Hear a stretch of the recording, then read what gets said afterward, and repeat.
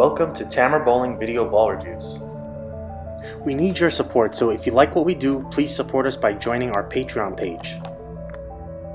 I want to thank Limerick Bowl for their support. If you're in the area, don't forget to visit Limerick Bowl in Limerick, Pennsylvania. Welcome everybody. Today we have the new Roto Grip MVP Pearl and we're testing on Kegel's Beaten Path Pattern. First impressions, this is another good looking ball that just feels like it punches above its weight.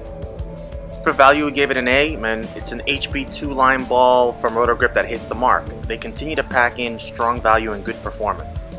Overall, we gave it a B+. We're doing something a little different to try to simplify the reviews, but still give you in-depth information. So for the MVP Pearl test, we used the challenge pattern, Beaten Path. The idea is to use a pattern that's a little tougher than house shots, a little easier than sports, so we can still see where we have room for forgiveness while still being able to see the true motion of the ball. The MVP Pearl is very similar to the hybrid MVP. Medium high RG, medium diff tend to lead to a fairly versatile medium balls, essentially. They could be like benchmark type reactions.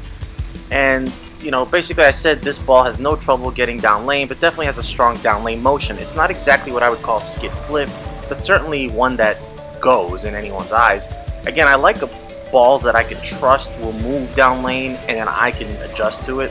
The Pearl and Hybrid are almost identical in shape. The small difference in the cover stock are hardly noticeable except to the discerning eye. And this all comes down to the same factory finish, I would say. I know Luke made small adjustments to the layout to have some variation. I chose not to do so. At the end of the day, the difference is very minor. The bottom line is this. Firstly, this is not really a fresh shot ball. I would definitely save this for when the pattern opens up a bit. And that's a prominent characteristic here. But we did love the shape. Throw it right on and you're rewarded with a beautiful shape and good drive through the pins. Misses in are a little touchy. It's angular, so it won't hold until you give it enough room. But once you've gotten a bit too steep as you start to leave corners. The minor difference I saw with the MVP was I could carry from about one board deeper before I leave that pesky corner pin. The cord does seem to right itself ever so slightly earlier, which appears to give it a bit longer roll phase. And honestly, on lane, it's hardly noticeable.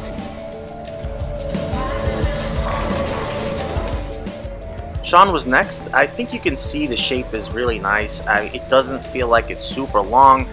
For context, the phase 3 felt longer out of box. The reaction here felt very well balanced. It was very easy for Sean to use on fresh, actually. And the benefit of his higher rev rate meant that he could miss out and have recovery, whereas I couldn't quite do the same. Granted, left versus right is also different. Nevertheless, he had just the right amount of length without feeling like it's going to blow through the spot. It had a nice visible transition and really good hit through the pins. There's some balls that just, I don't know how to say, quote, feel heavier, and don't know exactly how to explain it without spending an hour, but it just feels dense. Misses in generally are tougher to get to hold because of the ball's angularity. Really quick look here at the MVP also shows for Sean it's ever so slightly different with a little earlier roll, so it actually looks a bit more angular than the MVP Pearl.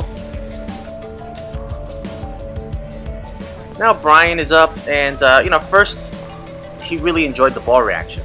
We always start on fresh, and he can tell the ball's a bit touchy, just like I saw. Throw it correctly and the reaction is really pretty. It's just that there isn't much room to miss on fresh. He squared up a touch to find a little forgiveness from misses out to the right to take advantage of the down lane angularity. Nothing surprising here. Misses in still will not hold, so there was more room out for sure. However, where it really started to shine was as the pattern started to break down. As it opened up a bit, he can now move a touch left and now catch more miss room out, giving him more room down lane. And carry was very good in general, so Brian really trusted the ball. Basically got comfortable, and then missing out still gave him that swisher carry. With the MVP, again, he can hardly differentiate them. Probably, torn in terms of which one he likes better, but he really likes both balls. So final thoughts, the MVP Pearl is high value piece, entry level price, high performance. It feels bigger and hits stronger than its price point. It rolls great, but I would say save it for some breakdown. On fresh, it'll feel a bit over under. I guess unless you have Sean's rev rate, and you might have a little bit more room there. And while the hybrid MVP is hardly different, you can differentiate them. How? For me, it's putting a little surface on the MVP and leaving the Pearl as is. I think the Pearl is perfect with the shiny finish. Just use it at the right time and you'll be rewarded with good motion and probably good scores.